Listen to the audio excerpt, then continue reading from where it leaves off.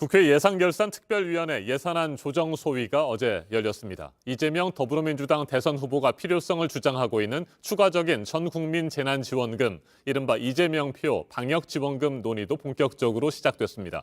윤석열 국민의힘 후보는 전 국민이 아니라 피해를 입은 소상공인 손실 보상에 집중해야 한다고 맞서고 있습니다.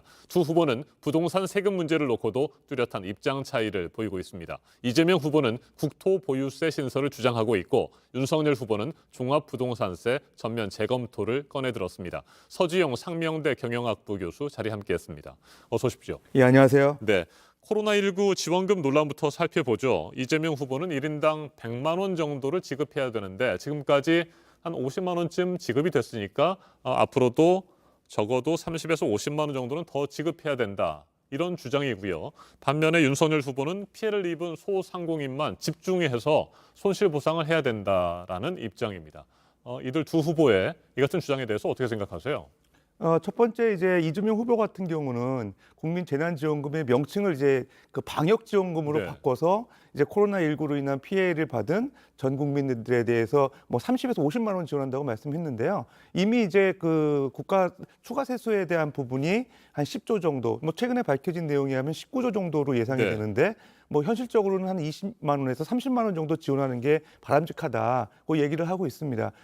그다음에 이제 윤석열 후보 측은 이제 집권하게 되면 100일 동안에 50조 정도 규모를 가지고 이제 그 소상공인들 위주로 피해 보상금을 집중 지원하고 선별적으로 복지를 지원하는 게 바람직하다, 이런 얘기를 하고 있는데요. 네. 제가 볼 때는 이제 이재명 후보 같은 경우는 지금 상황에서 전 국민들에 대해서 재난지원금을 지급하는 것보다는 코로나19로 인해서 많은 피해를 본 소상공인들을 집중적으로 지원하는 게 좀 더 효과적이다, 이런 생각이 들고요.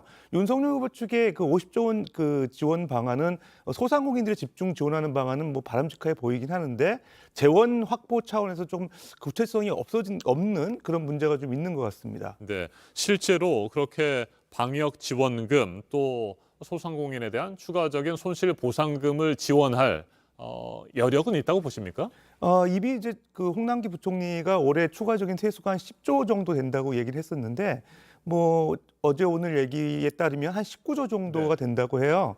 그러니까 실제로 이제 그 이재명 후보에서 얘기하는 방역 지원금 지급하는 데는 어려움은 없을 것 같습니다. 다만 올해 추가로 확보한 세수는 이제 올해 사용이 돼야 되고, 특히 이제 국가재정법상에 지방 교부분의 한 40% 정도, 그다음에 그 부채 갔는데 30% 정도를 우선적으로 이렇게 이용을 해야 되기 때문에 과연 그 방역 지원금을 지원할 수 있는지, 이런 문제가 있거든요. 그래서 이재명 후보 측에서는 이제 올해 걷어야 되는 추가 세수를 내년으로 이제 유예를 해가지고 내년 초에 이제 이제 전 국민한테 재난지원금 지급하는 거를 계획한다. 근데 이제 여당에서는 그런 계획인데, 야당에서는 이제 그런 것들을 이제 올해 납부해야 될 거를 내년에 유예하는 건 좀 꼼수가 아니냐, 이렇게 좀 비판하는 내용인 것 같습니다. 네, 방역 지원금에 대해서 홍남기 경제부총리도 그렇고요, 김부겸 국무총리도 그렇고 부정적입니다.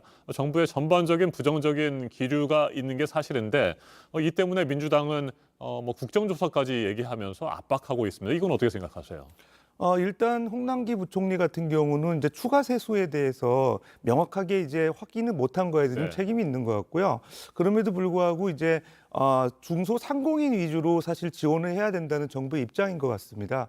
그다음에 이제 추가 세수 부분에 대한 그 납부 유예 문제에 대해서 좀 부정적인 것 같고요. 네. 지금 상황에서는 오히려 손실보상법에 의해서 피해를 본 소상공인들에 대해서 지원을 지금 하고 있음에도 불구하고, 여행이나 숙박업 같은 부분에 대해서는 이제 직접적으로 집합금지나 영업 정지 제한 시간에 해당되지 않기 때문에 지원을 못 받고 있는 부분이 있거든요. 그런 부분에 대해서 이제 11월 한 중순 이후에 또 그 어떤 그 지원책을 마련한다고 하는데, 이런 쪽에 예산을 좀 써야 되지 않냐 하는 게 정부의 입장인 것 같습니다. 네. 세수를 어떻게 확보하고 또 이런 지원금을 줄 것이냐, 이 부분에 대해서도 집중적으로 살펴봤습니다만, 국가의 재정 건전성, 이 부분도 또 짚어볼 필요가 있을 것 같습니다. GDP 대비 우리나라 국가부채 비율 현재 47% 정도 되잖아요. 뭐 이 정도라고 한다면 충분히 뭐 조금 더 부채 비율이 늘어나도 괜찮은 상황이라고 봐야 됩니까? 어떻게 보세요? 이재명 후보 측은 이제 선진국들에 비해서 국가 채무 비율이 낮다. 그러니까 국가 채무 비율의 평균 그 선진국들, 최근에 IMF에서 국가 재정 점검 보고서를 내놨는데, 거기 내용에 따르면은 35개 선진국들의 평균 그 국가 채무 비율이 한 122% 정도 돼요. 네. 그거에 비해서 우리나라 47%니까 상당히 낮다는 거죠. 그래서 지원 가능하다는 건데 사실 그럼에도 불구하고 IMF에서 이제 그 제안하는 내용이 좀 우리가 참고할 필요가 있는 게 2026년, 그러니까 5년 후가 되게 되면 우리나라 국가 그 채무 비율이 66.7%가 된다고 합니다. 네. 근데 IMF에서 얘기하는 우리 국가 채무 비율도 올해 지금 51.3%를 얘기하고 있거든요. 정부에서 얘기하는 47%하고 좀 차이가 있습니다. 정부에서 얘기하는 거는 D1, 그러니까 중앙 정부나 지방 정부의 채무만을 고려하는 국가 채무 비율이고요. IMF에서 얘기하는 거는 D2라고 해가지고 비영리 공공기관의 채무까지 포함했을 때 좀 늘어나는 규모거든요. 어찌됐든 선진국들의 122%보다는 낮지만 그 늘어난 속도가 빠르다는 거죠. 우리나라가 그 2026년이 되면은 IMF에 따르면은 지금 그 66%가 넘어간다고 네. 해요. 그러니까 5년 동안에 15.4% 포인트나 증가하고 있는데 급격한 증가로 봐야 되겠죠. 체코가 2위인데 네. 지금 현재 45% 정도 국가 채무 비율인데 늘어나는 속도가 한 8.7%.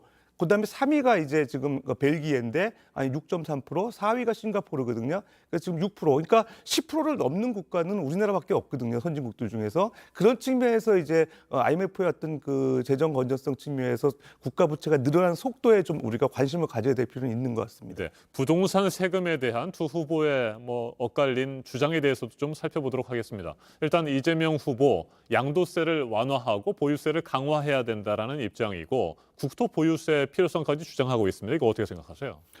이재명 후보는 이제 그 토지에 대한 보유 실효세율을 네. 현재 이제 0.17% 정도 되는 거를 1%까지 올리겠다는 얘기죠. 그거의 중심이 사실 국토보유세거든요. 국토보유세라는 거는 이제 전 국민이 토지를 보유하고 있는 거에 비율에 따라서 과세하겠다는 내용이고 사실 어떻게 토지 공개념 개념입니다. 그럼에도 불구하고 일단은 그 종부세라든가 재산세와의 어떤 이중과세 문제, 그다음에 국민의 어떤 재산권을 침해하는 문제가 있지 않냐 그런 쪽에 이제 비판이 있는 거고요.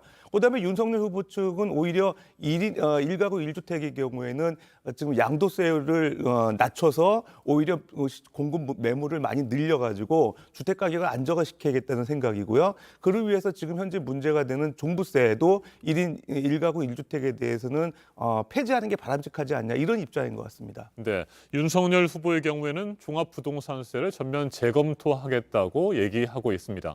이와 관련해서 정의당 등에서는 부자들을 위한 정책을 펴는 것이냐 이런 비판도 하고 있는데 이건 어떻게 보십니까? 예, 종합부동산세 지금 과세 기준이 9억에서 11억으로 네. 이제 올랐고요. 그다음에 이제 해당 그 과세되는 대상이 상당히 극소수임에도 불구하고 1.7% 정도밖에 안 되는데도 불구하고 이렇게 그 전격적으로 이제 종부세나 이런 쪽에 대한 폐지를 고려하는 거는 네. 이제 부자 감세가 아니냐 이런 쪽에 비판이 있는 것 같습니다. 그래서 사실은 그런 쪽에 이제 비판이 있는 거고 그다음에 그럼에도 불구하고 이제 양도세에 대한 1가구 1주택에 대한 인하는 여야 모두 동일한 입장인 것 같습니다. 지금 현재 이제 양도세 비과세 기준이 되는 9억에서 12억으로 올리는 거에 대해서는 서로 네. 이재명 후보나 윤석열 후보나 동의하는 입장인데요. 다만 장기 보유 특별 공제율에 대해서는 좀 이견이 있습니다. 장기 보유 특별 공제율이라는 거는 이제 보유 기간에 따라서 양도 차익 규모에 따라서 이제 한 40% 정도 지금 세금을 감면해 주는 그런 정책인데 특히 이재명 후보 측에서는 이제 양도 차익이 15억이 넘어가는 초고가에 대해서는 네. 이제 장기 보유 특별 공제율을 10%까지 그러니까 30% 포인트를 낮추자는 입장이고요. 그다음에 윤석열 후보 측은 너무 세가 복잡해지기 때문에 지금 현재 40% 유지하자는 입장이거든요. 그런 쪽에서도 이제 부자냐 아니냐에 따라서 어떤 그 부동산세에 대한 입장이 상이하게 나오는 것 같습니다. 알겠습니다. 오늘 여기까지 듣겠습니다. 서주용 상명대 경영학부 교수였습니다. 말씀 잘 들었습니다. 예, 감사합니다.